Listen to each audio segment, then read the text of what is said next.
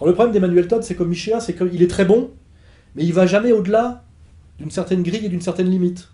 C'est-à-dire que là, par exemple, il est sur, voilà, l'Union européenne a servi les intérêts allemands, et l'euro a été le moyen de, comment dirais-je, de mettre à genoux dans la compétition intra-européenne les autres pays pour faire de l'Allemagne le super pays dominant de l'Europe, etc. Et la réalité, c'est que la politique économique allemande nous met en situation d'avoir un déficit commercial important. C'est ça qui fabrique la dette. Et c'est pour ça qu'on ne peut pas traiter la question de l'euro sans traiter la question de la politique allemande en Europe.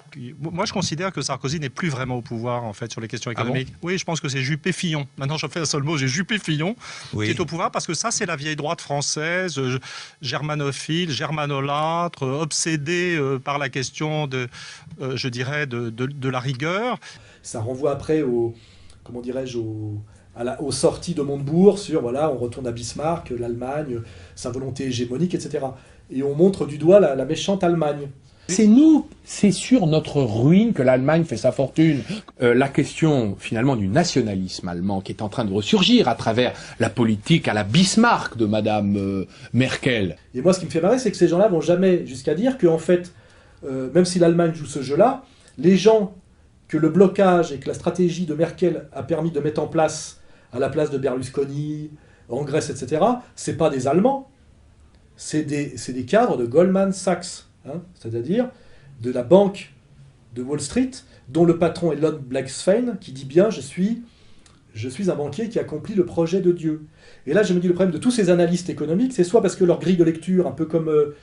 si je faisais un parallèle comme Bricmont, étant des matérialistes et je dirais des positivistes, ils n'arrivent pas à aller au-delà parce que leur vision du monde ne leur permet pas, ou alors c'est parce qu'ils n'ont pas le courage et qu'ils ont la trouille, ils sont toujours sur leur logiciel, effectivement matérialiste, économiste, etc. Or moi je prétends qu'il y a une porte qu'on peut ouvrir et qui va bien au-delà, c'est que ce chaos économique qu'on nous présente comme l'incompétence de nos élites et leur stupidité. Je dis que c'est faux. Il y a l'incompétence de nos élites au niveau de Jacques Delors, c'est-à-dire du crétin exécutant. Jacques Delors était un peu le Louis Alliot de l'Union européenne. Mais au-dessus, il y a des gens qui avaient un projet, et ce projet est explicite. Il est explicite déjà chez les Rothschild, il est explicite aujourd'hui dans les conférences de Attali et de Adler qui dit « nous y sommes presque hein ». Voilà. Il est explicite quand on voit effectivement le lien religieux qu'il y a entre la haute finance judéo-sioniste et leur vision eschatologique et leur vision religieuse, et que ce sont des religieux. Au début des années 90, j'ai eu une relation avec une personne qui était juive et qui avait de la famille à New York, dans les milieux de la finance, qui me disait, mais alors le jour, ils sont à leur tour de verre et d'acier en costume cravate, et le soir, ils mettent la kippa et puis ils lisent la Kabbale. Ce qui fait la force de la Kabbale, c'est que il n'y a pas de transcendance en réalité. C'est un programme politique, hein, un programme de domination, un programme de destruction du monde. On pourrait dire que la force d'impact de cette approche, c'est que ce n'est pas une trahison que de l'appliquer à Wall Street. Puisque en réalité, la Kabbale a comme visée en fait, une application mondaine. Les monnaies mondiales vont toutes s'effondrer. Et par quel pays ça va commencer? Celui qui va dans la direction du bas. Quel est le pays dont les lettres vont dans la direction du bas? Il n'y en a qu'un sur Terre. Yavan. Yud, Vav, Nun. Et pourquoi la Grèce? Parce que la Grèce, c'est celui qui représente le Rocher. C'est un des géants de la finance mondiale. Goldman Sachs, la banque d'affaires la plus puissante de Wall Street, plus de 13 milliards de dollars de bénéfices en 2009. Sorte de super prédateur qui, après avoir dévoré certains de ses concurrents, s'attaque aux États. Première victime, la Grèce. C'est pour ça qu'à Hanouka, on lutte contre les Grecs, on allume de la lumière. C'est lui qui plonge le monde constamment dans l'obscurité.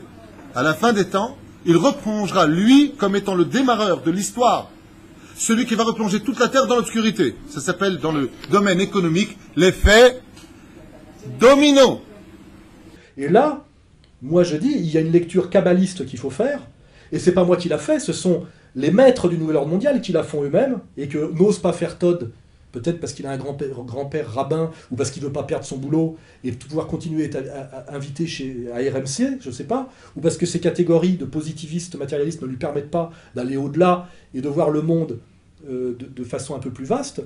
Mais il est évident aujourd'hui que si on veut aller au-delà de cette analyse qui dit que nos élites sont idiotes et qu'elles ont fait n'importe quoi, je crois moi que c'est pas vrai. Les super élites ne sont pas du tout idiotes et accomplissent un projet qui est effectivement le projet de gouvernement mondial par une stratégie du chaos, qui est exactement celle que je décris dans Comprendre l'Empire, et qui en dernier lieu est une stratégie kabbaliste, c'est-à-dire que la Kabbale ne dit pas ce que Dieu est, mais ce que Dieu veut. Et qu'est-ce que le Dieu de la Kabbale veut? Il veut que son peuple élu accomplisse un projet de domination mondiale, et il dit bien qu'il doit l'accomplir par le nombre et par le verbe. Hein, voilà. Et là, on a derrière la stratégie de Wall Street, la stratégie du capitalisme financier mondialisé, la stratégie de la dette organisée, et cette stratégie, effectivement, de prise de contrôle du monde par une communauté qui accomplit le projet que son Dieu a exigé de lui. Et ça, cette compréhension intégrale de ce qui s'accomplit en ce moment, on la trouve pas chez Emmanuel Todd, il s'arrête en cours de route. On la trouve pas chez Michéa, il s'arrête en cours de route. On la trouvera pas chez Louis Alliot, ça c'est sûr. On la trouve pas dans les critiques de Ramadan. On la trouve chez Sheikh Imran Hossein. And there are those who want nuclear war. How will they get nuclear war? The same way they got 9/11. That's right, with a false flag. I expect it will be the mother of all false flags. So something that will be an attack on the Russian troops and blame the Americans, an attack on NATO and blame the Russians. They are masters of that. They're masters of the art of deception, the Israeli Mossad. When that nuclear war does take place, of course, most of mankind would die. What is left, the rump of the world, would be manageable for Israel to succeed the United States and for Pax Judaica to replace Pax Americana. Chez Alain Soral, et de l'autre côté, chez Attali. Même si on peut imaginer, rêver d'un Jérusalem devenant capitale de la planète, qui sera un jour unifié autour d'un gouvernement mondial. C'est un joli lieu pour un gouvernement mondial. Donc je pense qu'il faut viser le gouvernement mondial comme une stratégie. Et d'ailleurs, quand les gouvernements parlent du G20, c'est une illusion, une sorte de retard avant le gouvernement mondial. On va vers ça. Est-ce qu'on ira à la place de la guerre ou après la guerre? Je ne sais pas. Mais c'est ça qu'il faut viser. Chez Adler, quand on lit bien ce qu'il écrit, dans les textes que co-signaient le Rambam Bernheim et Finkielkraut dans Le Monde il y a déjà plusieurs années, que moi j'ai bien lu et identifié à l'époque, il faudrait faire le travail pour les retrouver, et tout ça nous renvoie au projet kabbaliste, hein, c'est-à-dire au sommet, comment dirais-je, de l'initiation, de la compréhension et de l'intelligence, comment dirais-je, de la religion vétérotestamentaire et de son projet original et final, et qui fait que nous sommes réellement proches de la fin des temps. Alors que dans les textes, qu'à la fin des temps, il y aura une grande guerre dans le monde, on n'est pas prophète ni fils de prophète, c'est vrai que tout le monde sent un peu que c'est pour bientôt, on ne sait pas quand ça se passera, c'est marqué très clairement qu'il y aura une grande guerre entre l'Occident et l'Orient. Alors je rajouterai même un petit truc que j'ai pas... C'est marqué dans les écrits de Rabbi Yoshua Eshel Meapta qu'à la fin des temps, les peuples voudront faire la guerre entre eux. Mais ils verront que s'ils font la guerre entre eux, le seul qui va en profiter en fait, c'est le peuple d'Israël. Alors, ils vont tout faire pour ne pas rentrer en guerre. Mais néanmoins, c'est marqué, comme ça a dit Rabbi Yoshua Meapta, par la tignasse de leur chevelure, de force, ils seront obligés de rentrer en guerre. Et il a rajouté, on peut dire cela en mon nom, comme si on entendait de la bouche d'un prophète. Le Midrash dit, bienheureux celui qui verra la chute de Tadmor. Le 21 mai, donc il y a une dizaine de jours, mesdames, messieurs, cette ville qui s'appelle Tadmor en arabe, mais Palmyre en français, est tombée dans les mains du Daesh, la chute de Palmyre. Alors, des quinzaines de fois durant l'histoire, Palmyre est tombée et il y a eu des chutes. Mais dans la conjoncture des événements que nous vivons aujourd'hui, à mon avis, j'espère qu'on est sur le bon... Palmyre est tombée. Bienheureux celui qui verra cela, mais qui méritera de voir la suite du programme. Il est écrit, dans le Midrash, c'est Midrash, comment ça s'appelle? Otsar Midrashim Eisenstein. Il y a plusieurs Midrashim là-bas, il s'appelle Midrash Rabbi Shimon Bar Yochai, page 556. Ve'halecha ha'ot, et voici le signe de la Géoula. Ksheipol, quand tombera, Néron Kesar Hamizrachi Shebedamesek, quand on tombera le César Néron de l'Orient qui se trouve à Damas. C'est qu'à votre avis, un Néron César à Damas? Bachar el-Assad.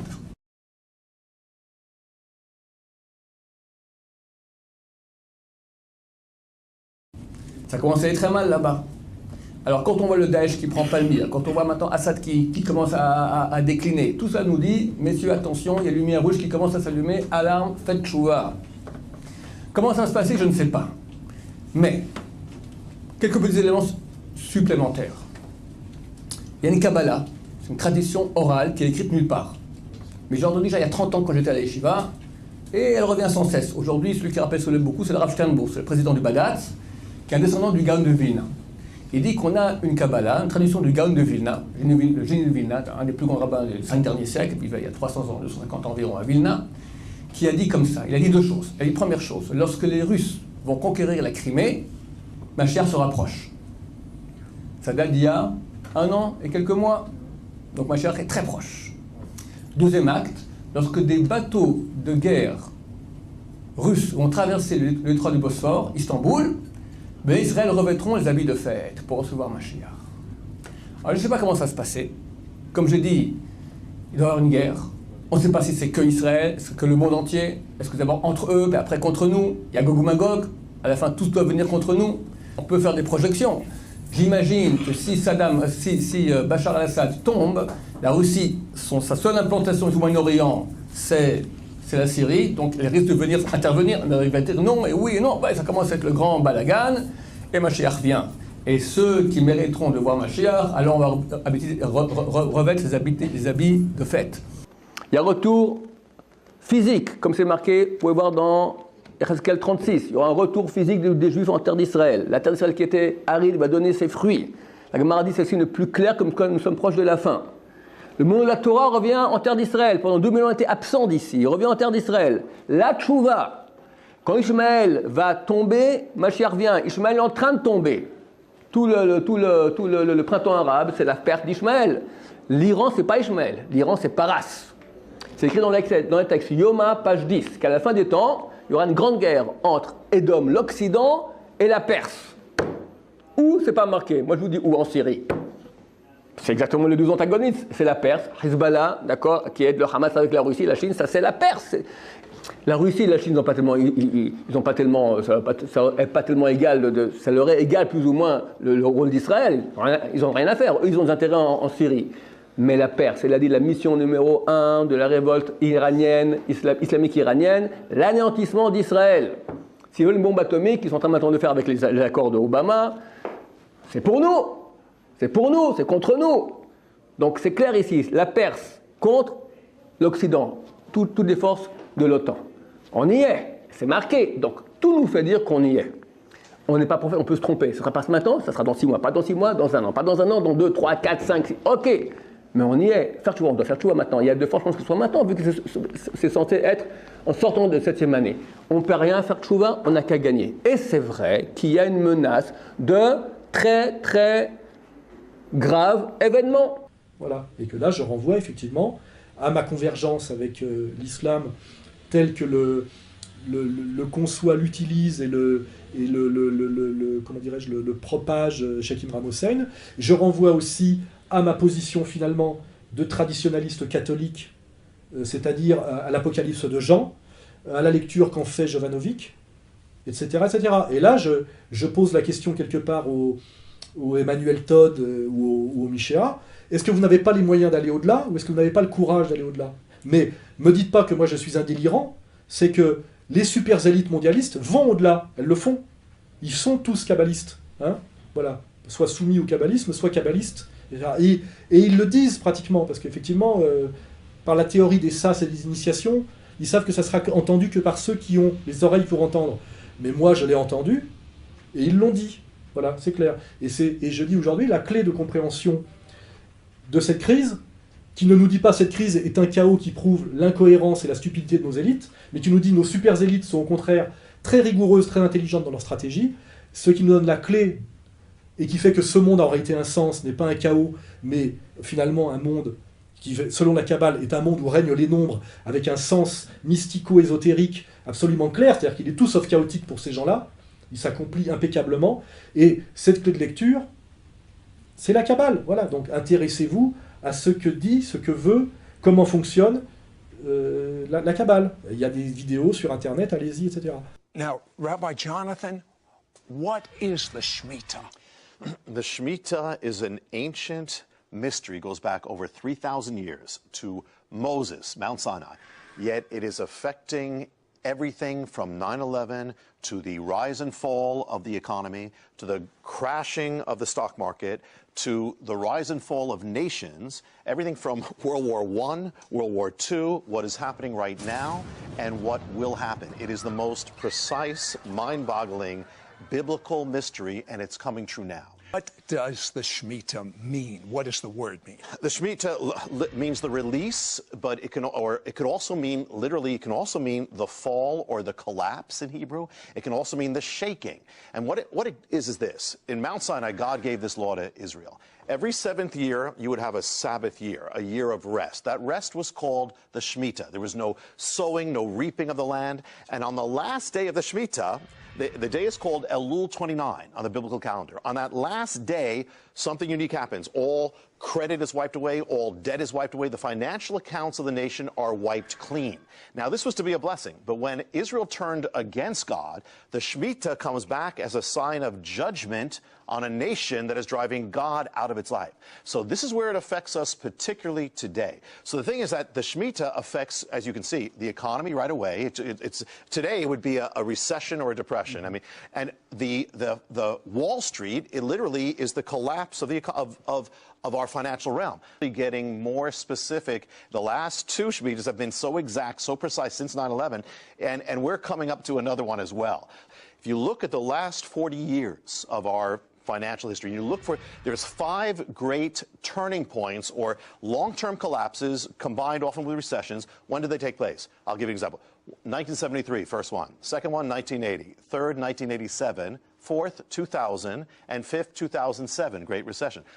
What do you notice about all of them? Every one of them is separated by a 7-year period. I mean, 73 to 80, 7 years. 80 to 87, 7 years. 2000 to 7 years. Are any of them linked specifically to the year of the Shemitah? Go to the greatest crashes in history, and you'll find, do any of them take place linked to the year of the Shemitah? The majority of them do. I mean, I'll give you an example. This is the 3rd greatest crash in history, 1937 and 38. When does the Shemitah happen? 1937 and 38, same year. In fact, when the Shemitah begins, the next day, Wall Street collapses. Here's another one, the Great Recession. When does that happen? It is 2007 and 8. When does the Shemitah happen? 2007 to 8. And on the exact day of the Shemitah appointed to wipe away the financial accounts, Elul 29, the whole stock market collapses. The Great Depression is even linked to this. When you have this peak day of the Shemitah, right after that comes the greatest month collapse in American history. I mean, it is mind-boggling. You know. Et voilà, de ce point de vue-là, effectivement, comment dirais-je, je dirais même que j'ai un très grand respect pour les kabbalistes. Ce sont en ce moment les maîtres du monde. Voilà, vous voyez, ce sont des apprentis sorciers, peut-être, mais qui sont en train comment dirais-je, d'arriver à leur fin, tu vois, à leur fin dernière. Ce sont les seuls qui y arrivent en ce moment. Nous tous sommes des spectateurs, des victimes ou des idiots. Enfin, je veux dire, voilà, avec nos petites grilles d'analyse, nos petites conternations, etc.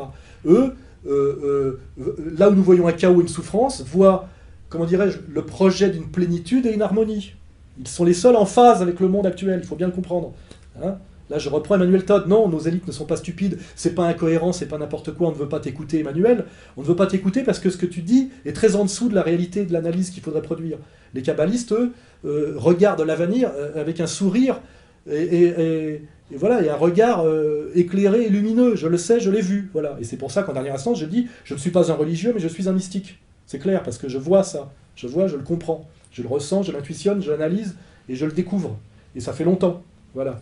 Pour clore sur cette partie très importante, voilà, sur la vérité de la période actuelle, se comprend en dernière instance comme cohérence, c'est-à-dire comprendre, expliquer, c'est-à-dire ce qu'on appelle dans l'épistémologie génétique les systèmes explicatifs en inclusion, ce que Todd a du mal à comprendre, avec sa grille de lecture positiviste et non positiviste, s'explique à un degré supérieur par les kabbalistes, qu'ils s'intéressent à la Kabbale. Voilà.